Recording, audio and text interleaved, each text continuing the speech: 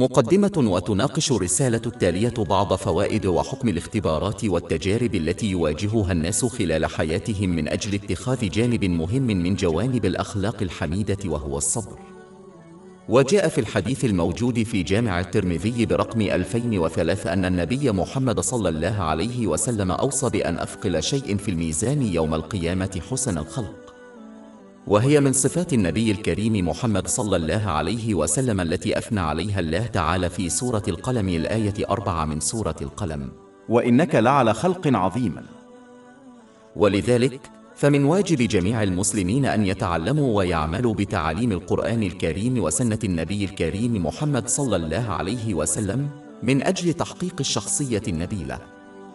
فوائد الاختبارات والتجارب. لقد أوضح القرآن الكريم أن المسلمين كفل لهم مواجهة الصعوبات والاختبارات طوال حياتهم. سورة البقرة الآية 155: ولنبلونكم بشيء من الخوف والجوع ونقص من الأموال والأنفس والثمرات وبشر الصابرين. ولذلك فمن المهم أن نتعرف على بعض فوائدها وحكمها حتى نزداد صبرا وطاعة لله تعالى فيها. الفائدة الأولى هي أنه من خلال الاختبارات والصعوبات يفهم المسلم بشكل أفضل قدرة الله تعالى اللامحدودة. يمكن أن يحدث هذا عندما يواجه المسلم صعوبة لا يستطيع علاجها بالموارد التي يمتلكها، مثل الرعاية الصحية الخاصة. وهذا الإدراك يلهم الإنسان أن يعيش في طاعة الله تعالى بتنفيذ أوامره والاجتناب عن نواهيه ومواجهة القدر بالصبر طوال حياته، وهو يعلم أن لا مال ولا نفوذ اجتماعي سيحميه من قضاء الله تعالى. فالاختبار أو الصعوبة التي تدفع المسلم إلى هذا الاتجاه قد تكون سبباً لطاعته وبالتالي سبباً لنجاته في يوم القيامة. والحكمة والفائدة التالية من الاختبارات أنها يمكن أن تؤدي إلى تواضع المسلم لله تعالى. عندما يعيش الشخص دائماً أوقات الراحة، فمن السهل عليه أن يصبح مغروراً وفخوراً بحياته وما يملكه. ومن المهم أن نلاحظ أنه لا يلزم سوى ذرة فخر واحدة لأخذ المرء إلى الجحيم. وهذا ما يؤكده الحديث الموجود في صحيح مسلم برقم 265. ويمكن للاختبارات والصعوبات أن تكسر هذا الكبرياء وتذكر المسلمين بضرورة التصرف كعباد الله تعالى المتواضعين. لذلك من المهم للمسلمين الذين يواجهون صعوبات أن يتأكدوا من إزالة أي علامات فخر عن أنفسهم من خلال الاعتراف بأن كل نعمة يمتلكونها لم يمنحها لهم إلا الله تعالى. في الواقع إن الافتخار بشيء مخلوق وهو ملك لشخص آخر هو ببساطة أمر أحمق. والحكمة التالية من وراء الاختبارات والصعوبات هي أنها تشجع المسلمين على الإخلاص الحقيقي في أعمالهم، أي القيام بالأعمال الصالحة فقط من أجل إرضاء الله تعالى. إن المسلم الذي يعاني من الصعوبات يدرك أن الشخص الوحيد الذي يمكنه مساعدته في لحظة حاجته هو الله تعالى، ولن يستجيب له إلا عندما يكون لديه الإخلاص. سورة الأنعام الآية 17: وإن يمسسك الله بضر فلا كاشف له إلا هو وإن يمسسك بخير فهو على كل شيء قدير. في الواقع حتى أن العديد من غير المسلمين يدعون الله تعالى بإخلاص عندما يواجهون ظروفاً صعبة. سورة العنكبوت 29 الآية 65: وإذا ركبوا في الفلك دعوا الله مخلصين له الدين ولكن عندما انقذهم إلى الأرض في الحال يشركون معه آخرين. وطوبى للمسلم حقاً إذا تمكن من الحفاظ على هذا الإخلاص في جميع أعماله، لأنه أساس كل خير. ومن المهم أن نتذكر أن من عمل من أجل إرضاء الآخرين سيقال له أن ينال أجره ممن عمل له يوم القيامة، وهو أمر لن يكون ممكناً. وهذا ما يؤكده حديث موجود في جامع الترمذي برقم 3154. فالابتلاء والصعوبة يمنعان حدوث ذلك للمسلم لأنه يشجعهم على الإخلاص. والفائدة التالية من الاختبارات والمصاعب هي أنها تجعل المسلم يرجع إلى الله تعالى بالتوبة الصادقة، وهو يعلم أنه وحده القادر على أن يغفر له وبالتالي يزيل عسره. ومعلوم أن الله تعالى يغفر لمن تاب إليه توبة نصوحا.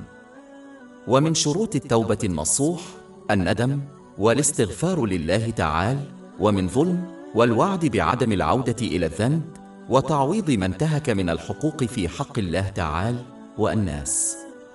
إن البلاء أو الصعوبة التي تدفع الإنسان إلى التوبة الصادقة هي في الواقع نعمة عظيمة، وربما تكون سبباً في نجاته يوم القيامة. وعلى العكس من ذلك، فإن الشخص الذي لا يفهم هذه الحكمة الخاصة وراء الاختبار أو الصعوبة التي يواجهها لن يتوب توبة صادقة، وهذا السلوك لن يؤدي إلا إلى أقرب إلى الجحيم. على سبيل المثال، من يفشل في طلب المغفرة ممن ظلمهم سيواجه العدالة يوم القيامة. سيتم منح ضحاياهم حسناتهم، وإذا لزم الأمر سيتم إعطاؤهم خطايا ضحاياهم حتى يتم تحقيق العدالة، وهذا قد يكون سبباً في دفعهم إلى الجحيم. وقد سبق التنبيه على ذلك في حديث موجود في صحيح مسلم برقم 6579.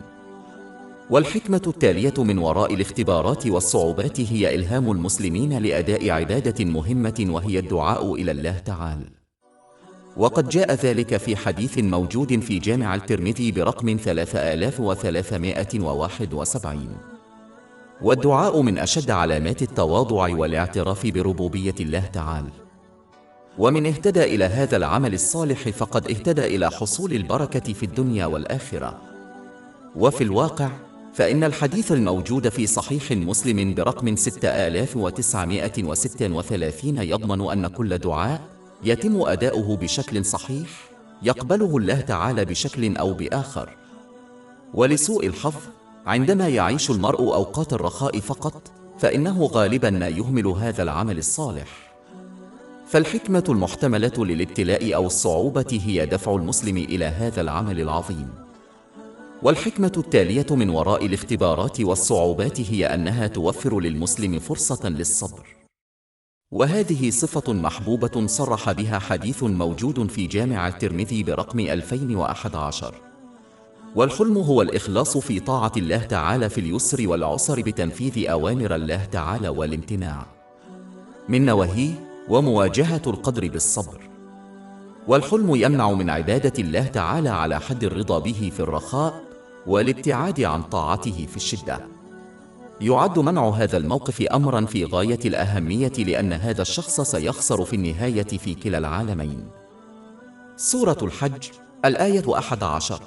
ومن الناس من يعبد الله على حرف، وإذا مسى خير اطمأن إليه، ولكن إذا أصابته تجربة ينقلب على وجهه، فقد خسر الدنيا والآخرة.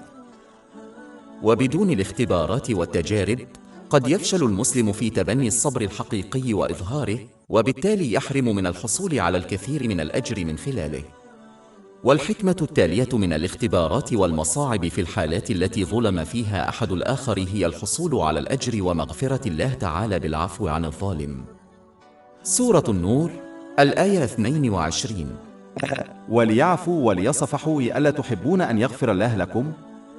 يرغب جميع المسلمين في مغفرة الله تعالى، ولكن في بعض الأحيان لا يقدمون التوبة الصادقة التي تمحو ذنوبهم الكبيرة، أو يفشلون في القيام بما يكفي من الأعمال الصالحة التي تمحو صغائرهم. في هذه الحالات يوفر الاختبار أو الصعوبة التي يسببها شخص آخر للمسلم فرصة مثالية للحصول على مغفرة الله تعالى من خلال العفو عن الظالم من أجله. وفي غياب هذه الصعوبة قد يواجه المسلم الله تعالى يوم القيامة دون أن ينال مغفرة الله، وهذه نتيجة كارثية. والحكمة التالية من وراء الاختبارات والصعوبات هي أن ينال المسلم محبة الله تعالى. سورة آل عمران، الآية 146. والله يحب الصابرين. وبالإضافة إلى ذلك، يمكن الحصول على محبة الله تعالى عندما يقوم المسلم بواجباته بإخلاص، ويؤدي الأعمال الصالحة طوعاً. وقد جاء ذلك في حديث موجود في صحيح البخاري برقم 6502. لكن المسلم الذي لا يعمل بهذه النصيحة لا يزال بإمكانه أن ينال محبة الله تعالى بالصبر عند الشدائد أو الاختبار. ووفقاً للحديث السابق، فإن الله تعالى إذا أحب مسلماً سلط كل عضو في جسده على طاعته فقط. نادرا ما يرتكب هذا المسلم الخطايا، كما أن الله تعالى يجيب دعاءهم ويؤويهم. ومن حصل على ذلك فلا شك أنه سينجح برحمة الله تعالى في الدارين. وأصل هذا النجاح هو الاختبار والصعوبة التي يواجهها المسلم بالصبر في سبيل الله تعالى. وهذا جانب من الأجر غير المحدود للصابرين المذكور في سورة الزمر الآية 10. إنما يوفى الصابرون أجرهم بغير حساب. الحكمة التالية وراء الاختبارات والصعوبات هي أنها يمكن أن تؤدي إلى سعادة عظيمة لأولئك الذين يمتلكون المعرفة الحقيقية. وأهل العلم يدركون النعم العظيمة التي تترتب على الصبر على الشدائد. على سبيل المثال، أوصى النبي الكريم محمد صلى الله عليه وسلم ذات مرة في حديث موجود في سنن ابن ماجه برقم 4023 أن الله تعالى يبتلي كل إنسان على حسب قوة إيمانه. فالمسلم العاقل يعلم أنهم يختبرون لأن لديهم إيمانا قويا، وهذا مؤشر ممتاز على خلاص المرء في العالمين. مثال آخر هو الحديث الموجود في جامع الترمذي رقم 2402. في يوم القيامة، عندما يلاحظ الأشخاص الذين لم يواجهوا اختبارات كبيرة في العالم المكافأة الممنوحة لأولئك الذين تحملوا الاختبارات بصبر، يتمنون لو واجهوا صعوبات مماثلة خلال حياتهم يوم الأرض، مثل قطع جلودهم بالمقص. عندما يواجه المسلم الصعوبات بالتأمل في هذه التعاليم، يمكن أن يؤدي ذلك إلى الكثير من السعادة، لأنه يأمل في الحصول على أجر عظيم في العالمين من الله تعالى. وهذا مثل من يبتلع الدواء المر بسعادة، متوقعا الفرح الذي تجلبه الصحة الجيدة. سورة الزمر الآية 10. إنما يوفى الصابرون أجرهم بغير حساب.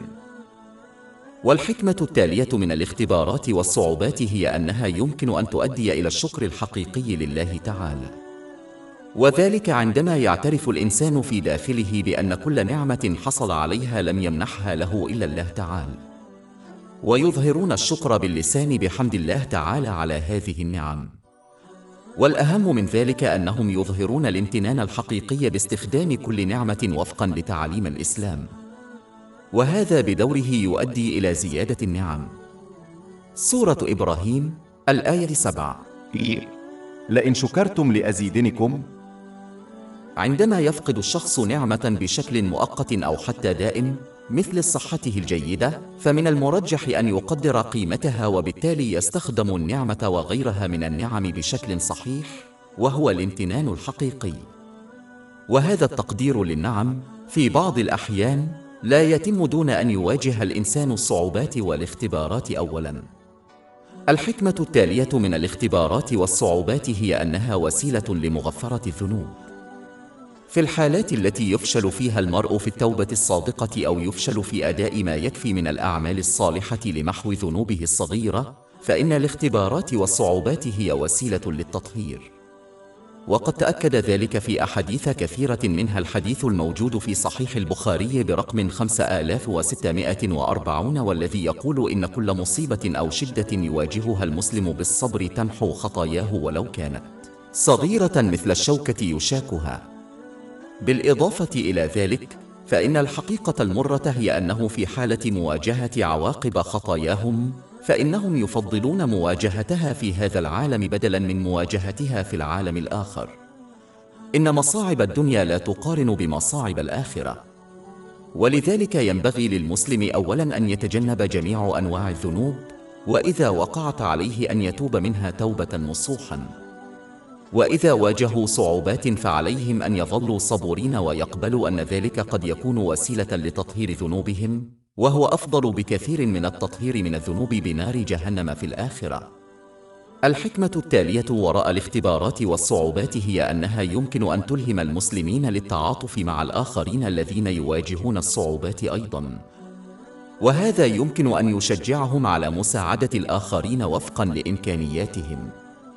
من الأسهل تقدير الصعوبات التي يواجهها شخص آخر عندما يكون في نفس القارب الذي يقصده عندما يواجه أيضاً الصعوبات. من السهل أن نفهم أن الشخص الذي لم يشعر قط بالجوع الحقيقي من غير المرجح أن يساعد أولئك الذين يعانون من الجوع. ففي هذا الصدد قد يؤدي الاختبار والصعوبة إلى مساعدة الآخرين، وهو عمل عظيم كان من الممكن أن يفوتهم لو لم يواجهوا الصعوبات بأنفسهم.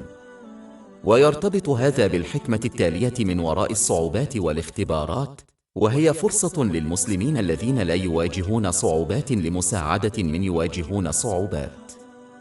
إذا لم يكن المحتاجون موجودين، فكيف يمكن للمسلمين أن يحصلوا على أجر لا يحصى من خلال مساعدتهم؟ ولذلك ينبغي للمسلمين أن يجتهدوا دائما في مساعدة الآخرين في الصعوبات حتى ينالوا تأييد الله تعالى في جميع شؤونهم وصعوباتهم. وقد جاء ذلك في حديث في سنن ابن ماجه برقم 225. والحكمة التالية من الاختبارات والصعوبات هي أنها وسيلة لحصول المسلم على البركة. في العديد من المناسبات في حياة الشخص ربما كان يعتقد أن شيئا ما كان سيئا ثم غير رأيه لاحقا، وفي كثير من الأحيان ربما كانوا يعتقدون أن شيئا ما كان جيدا ولكنه أصبح عبئا عليهم. لذا ينبغي للمسلم الذي يواجه الاختبارات والصعوبات أن يفهم أن فيها فوائد وبركات قد لا يلاحظها أو يدركها على الفور. على سبيل المثال، وفاة الطفل هي صعوبة بالغة واختبار، ولكن من خلال الصبر قد يغفر للوالد ويسمح له بدخول الجنة مع طفله يوم القيامة. وقد دلت على ذلك أحاديث كثيرة مثل الحديث الموجود في صحيح البخاري برقم 1249. وفي هذه الحالة يمكن أن يصبح موت الولد سببا لدخول الوالدين الجنة. سورة البقرة الآية 216. وعسى أن تكرهوا شيئا وهو خير لكم، وعسى أن تحبوا شيئا وهو شر لكم، والله يعلم وأنتم لا تعلمون. والحكمة التالية من الاختبارات والصعوبات أنها علامة على محبة الله تعالى، وقد نص على ذلك في حديث في سنن ابن ماجه برقم 4031. ولكن من المهم أن نلاحظ أن دليل محبة الله تعالى هو الصبر وحتى الرضا بالاختبار، وهذا المسلم ينال رضوان الله تعالى في الدارين كما سبق الإشارة إليه في آخر هذا الحديث. والحكمة التالية من وراء الاختبارات والصعوبات هي أنه كلما زاد الابتلاء والصعوبات كلما اقترب الإنسان من سنة الأنبياء عليهم السلام، حيث كانوا أكثر ابتلاء. وقد ثبت ذلك في حديث موجود في سنن ابن ماجه برقم 4023. وكلما كان أقرب إلى سنة الأنبياء عليهم السلام كان أقرب إلى الهدى والقرب من الله تعالى فيهم كلا العالمين. ولا شك أن هذه نعمة عظيمة ينبغي أن يفرح بها الإنسان، وهذا من أسباب سرور السلف الصالح في الابتلاءات والمصاعب. وفي الختام، من الضروري للمسلمين اكتساب المعرفة الإسلامية والعمل بها حتى يتمكنوا من زيادة صبرهم في أوقات الصعوبات والاختبارات من أجل الحصول على أجر لا يعد ولا يحصى في الدنيا والآخرة. سورة الزمر الآية 10. إنما يوفى الصابرون أجرهم بغير حساب.